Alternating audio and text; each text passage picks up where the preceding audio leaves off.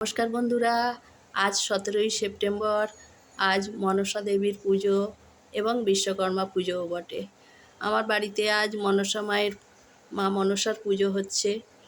এই যে মা মনসাকে কি সুন্দর সাজিয়েছি, লাল চেলি পরিয়েছি, ফুলমালা, এদিকে চাঁদমালা এইসব দিয়ে, আর ওনার পছন্দ শালুক ফুলও দিয়েছি।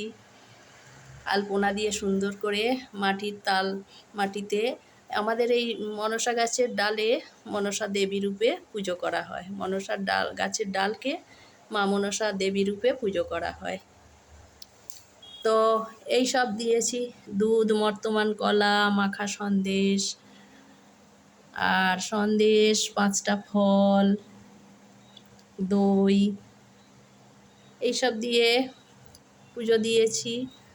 আর ভোগ হিসাবে দিয়ে এত রকম করেছি: পান্তা ভাত, করলা ভাজা, কাঁকরোল ভাজা, চিচিঙে ভাজা, ঝিঙে ভাজা, আলু ভাজা, নারকোল ভাজা, ঢেঁড়স ভাজা, ডাল ভাজা, কাঁচকলা ভাজা, কুমড়ো পুঁই শাক মাছের মাথা দিয়ে, পটল ভাজা, আর এটা হচ্ছে চাল কুমড়ো নারকোল দিয়ে, এটা কচু শাক,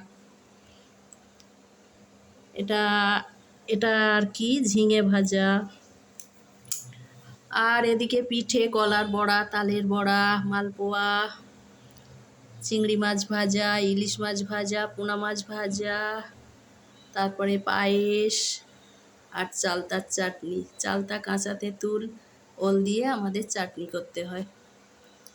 এইভাবে মাকে ভোগ দিয়েছি।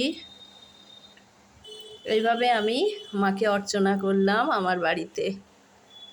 জয় মা মনসা। সবাইকে ভালো রাখো মা।